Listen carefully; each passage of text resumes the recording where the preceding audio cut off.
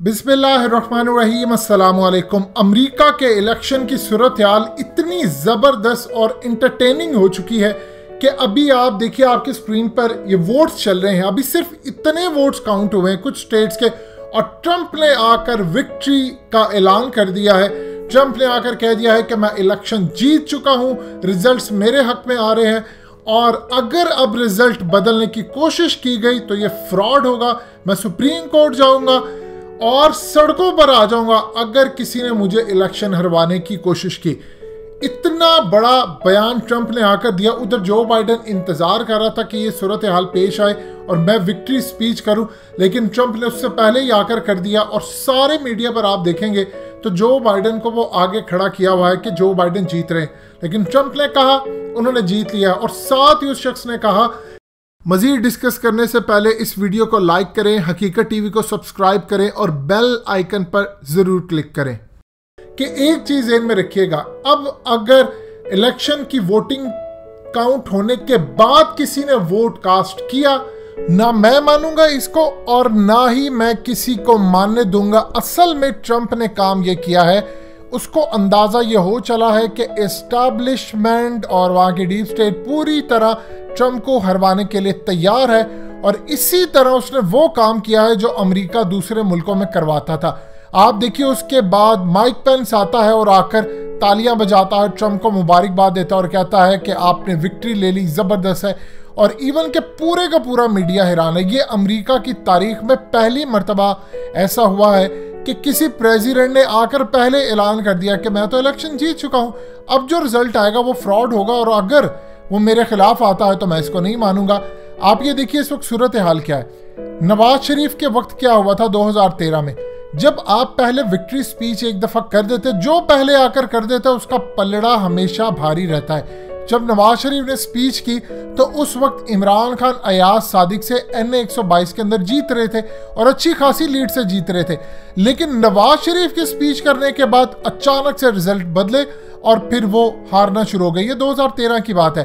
उस वक्त मियां असलम इकबाल जो PTI के अहम तरीन थे, वो भी जीत रहे थे। उनको किसी ने कहा कि आप भी इलेक्शन हार जाएंगे, उन्होंने जाकर अपनी विक्ट्री का ऐलान कर दिया। इसी तरह मामला हुआ। अमेरिका सारी जिंदगी दुनिया के बेशतर ममालिक में जाकर ये काम करता रहा। आज पहली मर्तबा ये हुआ कि उनके साथ ये काम होने जा रहा है कि जो वो पूरी दुनिया के अंदर बैठकर धांधली और ये तमाम काम करते थे, आज एक शख्स ऐसा आ गया है कि जो एस्टैब्लिशमेंट को ललकार रहा है और उनकी डीप स्टेट को ललकार और कह रहा है कि किसी सूरत मैं आपकी बात नहीं मानूंगा, इलेक्शन मैंने जीत लिया है और मैं इस वक्त विक्ट्री को लीड कर रहा हूं। देखिए इस वक्त सूरत हाल ये है कि होने क्या जा रहा है। अमेरिका की सड़कों पर हालात होने जा रहे हैं बड़े ज्यादा खराब। जो बाइडेन आकर कह रहा है कि ट्रंप पागल है, वो पागलपन में आकर ये सारी बातें कर रहा है। अब जब रिजल्ट आते हैं मिसाल के तौर पर कहा यह जाता कि जो बाइडेन जीतेगा तो ट्रंप तो इलेक्शन को नहीं मानेगा। ट्रंप कहेगा मैं तो विक्ट्री स्पीच कर दी है और मैंने ये सब कुछ कर दिया है, और उधर से आकर जो बाइडेन भी तैयार है। देखिए इस वक्त सूरत हाल ये है कि एक स्कैंडल निकाला गया जो बाइडेन के बेटे का। न्यूयॉर्क पोस्ट की जानिब से ये स्कैंडल आया और स्कैंडल आने के बाद उसको दबा दिया गया। उनके एस्टैब्लिशमेंट, CIA और दूसरी तीसरी एजेंसियों ने, उसका ये पैगाम था कि एस्टैब्लिशमेंट इस वक्त साथ खड़ी हुई है जो बाइडेन के। ट्रंप को इस बात का बड़ी अच्छी तरह इदराक है कि मुझे अगर जीतना है तो मुझे ललकारना है, और उसने पहले तरफ आकर दुनिया को कह दिया कि अगर ऐसी सूरत हाल होती है तो आप तैयार हैं। आप ये देखिए कि अरब कंट्रीज ने कई मिलियन डॉलर्स की कैंपेन चलाई है सोशल मीडिया से लेकर हर जगह पर ट्रंप को जितवाने के लिए।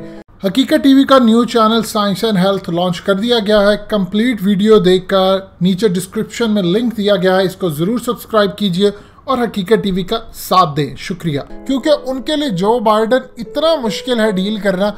उनको पता है कि जो बाइडेन वो शख्स है, जब ये वाइस प्रेसिडेंट था ओबामा के दौर के अंदर तो इसने अरब स्प्रिंग शुरू किया था। अगर ये शख्स रहता, हिलरी क्लिंटन जीत जाती, ट्रंप ना जीता, तो आज आप देखते हैं कि UAE की सड़कें, दुबई की सड़कें और इवन के सऊदी अरब के अंदर भी अरब स्प्रिंग शुरू हो जाता। प्लान यही था। बाद में चूंकि इन सब ने इसराइल को तस्लीम कर लिया तो मामला लटक गया। लेकिन इन सब को खदशा ये है कि अगर जो बाइडेन आ गया तो हमारी कमबख्ती है, और इवन के इंडिया अब ये चाह रहा है कि ट्रंप हार जाए और जो बाइडेन जीत जाए। ये बात ट्रंप को अच्छी तरह पता है। उसकी सबसे बड़ी वजह क्या है? इंडिया ये चाहता है कि अफगानिस्तान के अंदर जंग शुरू हो और जो बाइडन इस तर्ज का है कि वो आकर जंगें दोबारा शुरू करेगा।